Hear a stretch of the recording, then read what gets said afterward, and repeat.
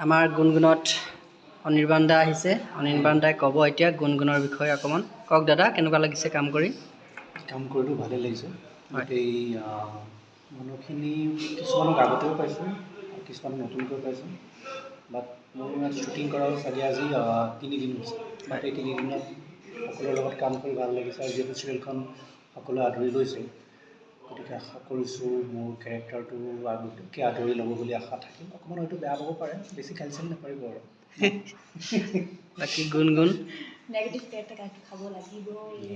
এতিয়া গুণগুণে বিয়া হৈ গ'ল। বিয়া হৈ যোৱাৰ পাছত কেনেকুৱা অনুভৱ? বিয়া হৈছে বিয়াৰ অনুভৱ খুবেই ভাল। খুবেই ভাল। বেয়া খুবেই ভাল।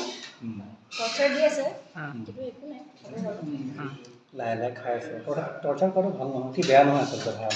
লাভ মেৰেজটো নহয় চাগে? লাভ মেৰেজটো লাভটো কিয় কম? চৰি সেইবিলাক ক'ব